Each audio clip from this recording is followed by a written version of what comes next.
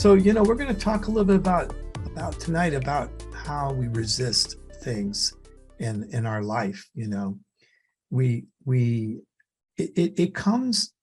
I really, if you look at it carefully, if you pay close attention, you'll see that you get triggered a lot during the day, like almost all day long. There are small triggers. There are areas where we resist because, here we are, we're all doing the best we can.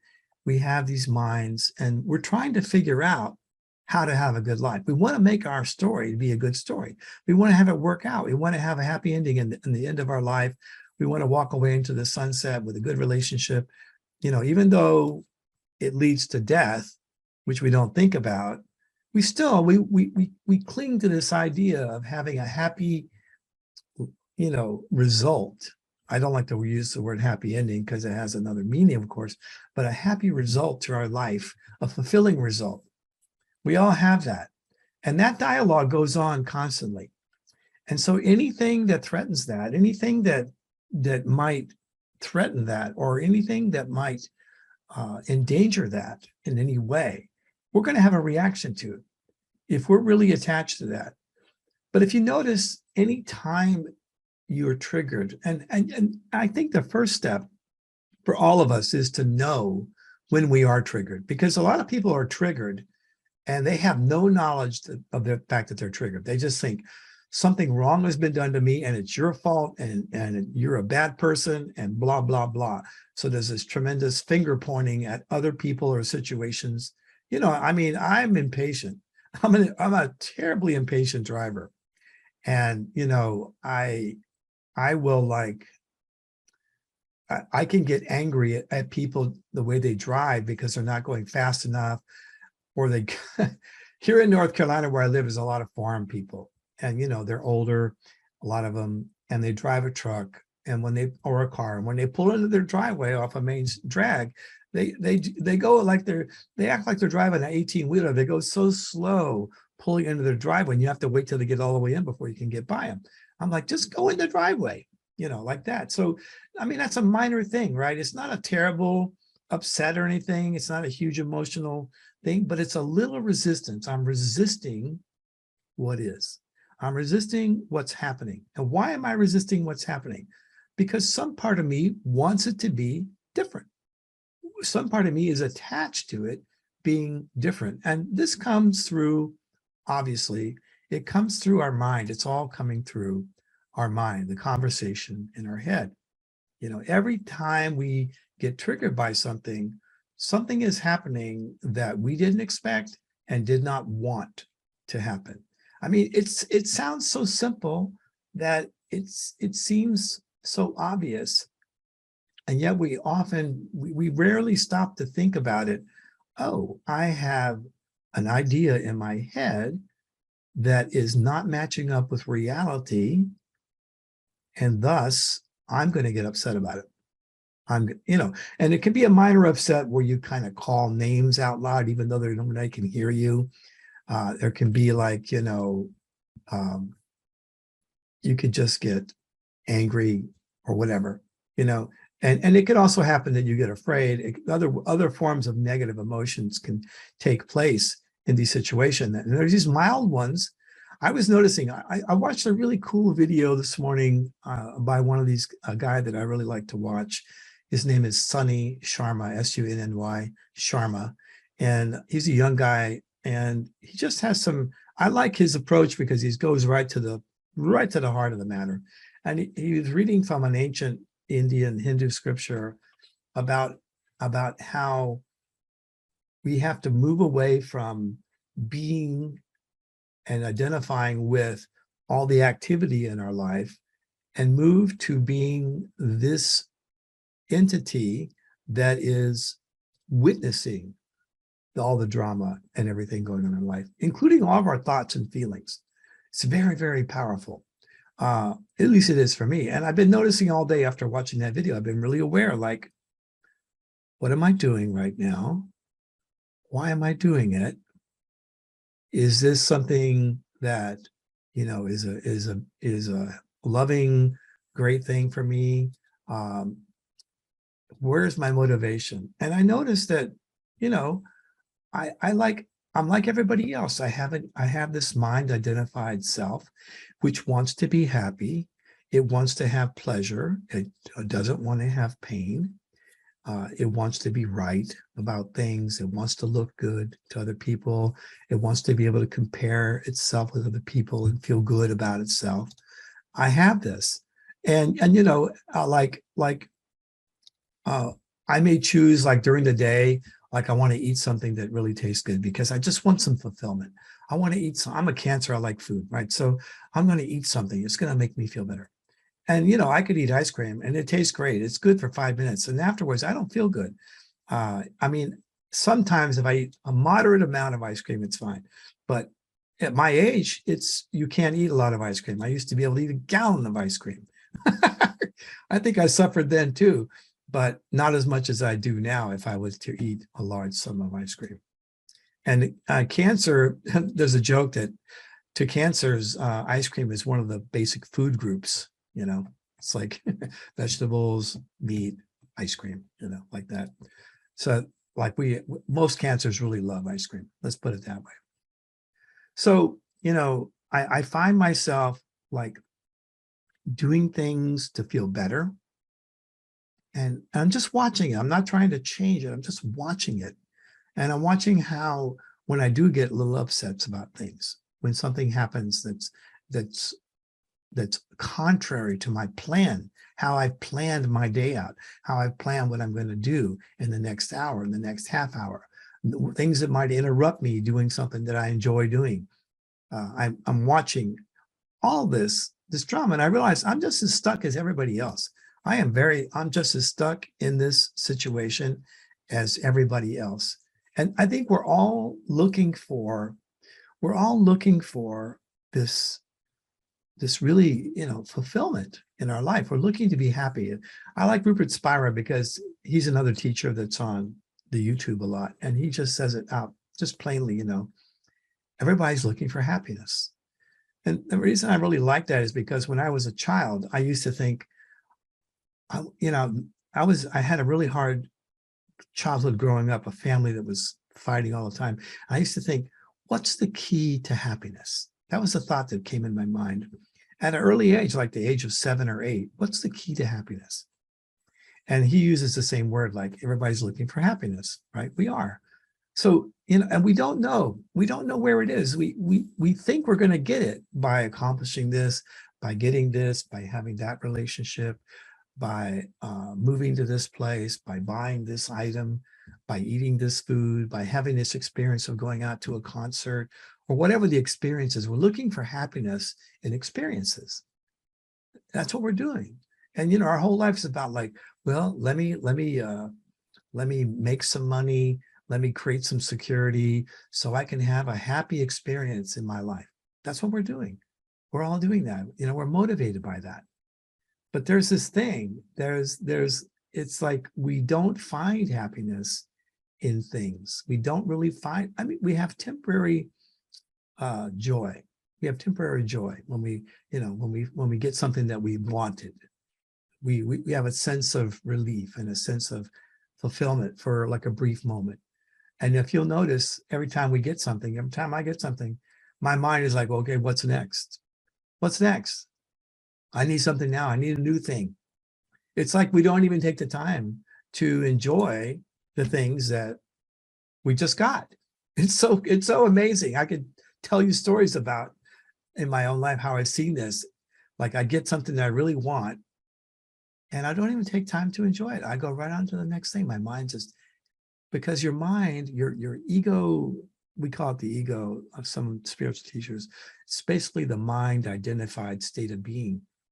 That personality that is centered on the thoughts and the story of our life, that entity, you might call it, doesn't want to be in the present moment. And if you were to actually enjoy something in the present moment, that entity gets very afraid and wants to regain control right away of your attention. It wants to grab our attention and keep our attention. That's what it wants to do. It's like it gets freaked out when we have no thoughts, there is, or when we are experiencing something fully, it freaks out. It wants to retake your attention. Your attention is everything. So what a lot of the spiritual teachers that I've been studying in the last couple of years, a lot of it is about, okay, don't pay attention to what is going on in your life. Pay attention to that part of you that is watching what's going on in your life. So just like hang out with that concept for a minute. Like, and I've used this, and it's like, it's a miracle. Like once I was under tremendous pressure. There was a situation that was causing me a lot of anguish. And I was freaked out. I was afraid, and I was angry, and I was stuck in my head. And I was reminded to do this by watching another YouTube video. I think it was Rupert Spira at the time.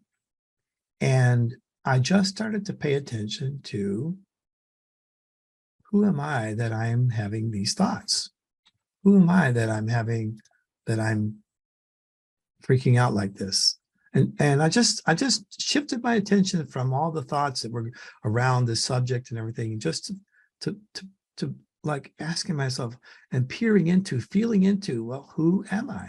Who is the one who's having this experience, that's experiencing, that's feeling these feelings, that's thinking these thoughts, that's making these plans? And one of those times that when I was really freaked out, all of a sudden it was all gone. Like all of the suffering was instantly gone. And I realized, whoa, I became this like ocean of peace, and I wasn't doing any drugs, by the way. I've done it with drugs a long time ago, but I haven't taken drugs in a long time. And I saw the truth there. It didn't last long because my ego got in there, was totally freaked out because I had found fulfillment and I didn't need anything. I was in a state of complete being happy. But it was a simple matter of moving my attention from what was going on in my life to what part of me is watching this.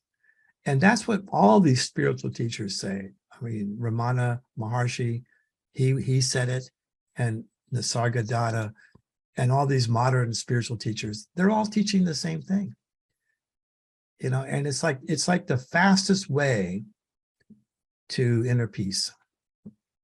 And even if you don't quite get it, even if you don't have a spiritual experience, I found that even if I don't have that, just by doing that, it relieves, just by peering into like, who is this person that's having, or this thing that is having this experience? By doing that, it pulls me out of the situation, and things look completely different, and I'm not resisting anymore. I like what Eckhart Tolle says about resistance. He says, what could be more crazy, or I think he uses the word insane. What could be more insane than fighting with what actually is true? Like what is right there in front of us? Like what's going on in our life, whatever it is, whatever's happening to us in the present moment is real. It's real. And he says, well, what could be more insane than fighting with that, than resisting that, than wanting to change that, wanting it to be different, wanting something new to show up? I mean, I'm sure all of you, like me, have these moments where you just want something nice to show up in your life, and you're not happy with what is in the moment. Another great teacher used to tell his students, what in this moment is missing? He would just say that. What in this moment is missing in you, as a reflection. So these kind of things, I used to always, throughout my whole spiritual life, once I got onto the yoga thing, it was all about go inside. The truth will set you free. God is within you. But I didn't know what that meant. I thought I knew. I never knew what that meant. I have a sense now for what that is. because I've had experiences and I see how it all hooks up together. Yeah, God is within, but one has to disassociate with all of this attachment to the external, what's going on, our reaction to it, our plans, our past, and all the suffering we've had, and all the successes we have, and our identity, and the future, what it's going to bring, whether it's good or bad, all that. When you step back and go, who is doing that? Who is actually, who is thinking these thoughts? Who's watching these thoughts being thought? By the way, you can't change, you can't control your thoughts. You can do it for a very small period of time, but thoughts are going to be thoughts. They're going to keep going no matter what we do. They're just going to keep moving forward. You like, if you could stop your mind and you would be enlightened instantly, or within a few seconds. If you could stop your mind, just stop it from going. But you can't do that. It's going to keep going. So in each moment, we have an opportunity to be aware. And the first step, like I said earlier, is we have to be aware when we are resisting things. And it could be something simple, like you could get up in the morning and you could just be going about your day, and you go, oh man, I need a piece of gum. I need something sweet. I need a candy bar. I need some, I'm using this example, probably because I'm a Cancer, but food, it can be an escape from what I'm feeling right now. I don't want to be with what I'm feeling. I'm not really upset about anything. I just would like something good to happen in my life, something that's pleasurable or enjoyable. Maybe I'll go buy some stuff on Amazon. It'll come in the mail. I go, oh yeah, I got my stuff. And do I get a box today? Yay, it's exciting, right? So I'm just aware of the resistance on a very minute level. Like, and if you're sick, like I had COVID this year, and I found that the big thing for me was the fact that I was fighting about it, about having it. I was, judging it. I was calling it names. I was getting upset about it. And I noticed that was the real problem. My condition, which wasn't good. For 2 weeks, I couldn't do anything. I just had no energy. But I had to come to a place where I could accept it. That was the spiritual message for me. It was a huge message, because once I accepted it, which I did finally after 2 or 3 weeks, I don't remember exactly how long it took. Once I accepted it, all of a sudden, the whole COVID thing became a huge blessing for me. It taught me so much. I had a wake up about the world, about myself, about, my diet, all kinds of things. It was a huge wake up call, So that's just an example of like something that's a little bit more dramatic that's happening in your life that you could resist. There's all kinds of things that we can resist. So the only question is to be asking ourselves is, why am I resisting this? And isn't it kind of crazy to be resisting what's really real right now? Now, Eckhart Tolle will say, and I think it's very wise, he says, there's like 2 or 3 things you can do when something's happening that you don't like. He says you can either try to change, you can change it if you can, or you can leave it, the situation. You can either change it or you can leave it, or you can complain and you can resist it. And he said that choice is complete insanity. To resist what is, or to try to fight it and change it when you can't. It's perfectly fine to change something if you have the power to do that. If the situation allows you to have the energy to change something, then you should change it. If it's not, like, you just go ahead and change it. You just take action and take care of it. Or you have the choice of leaving that situation. And I've left many situations, relationships and different things that they weren't like in alignment with what I wanted in my life. Okay. So those are the choices. Okay. We can change something, and if we can't change it, we can leave it. Anything else is crazy. Anything else is insanity. Anything else is resisting. And anything else is just going to bring more pain and suffering in our life. So I hope that through this talk that, like myself, you might be more aware of the little things that we resist on a daily basis. Just catching ourselves in the act of being resistant, catching ourselves in the act of fighting with reality, trying to make reality match the idea that we came up with sometime in our past about how the day should play out, how the week should play out, how my plan should unfold, how somebody else should be, how somebody should talk to me, how somebody should respect me.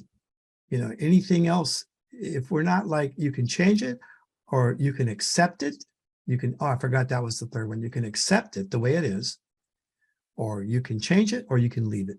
Those are their three sane choices. Everything else is insanity. And I've seen people, there are certain personality types in the cards. Like some people just like they seem to thrive on being very astute in their observations of the world and being right about how bad things are. They seem to take pride in being right and having evidence to support how messed up the world is, or somebody is, or some situation is, and they give you irrefutable proof, and they thrive on that. And, there's like, they don't know how they're hurting themselves, and they don't know how they're spreading negativity to other people in their life.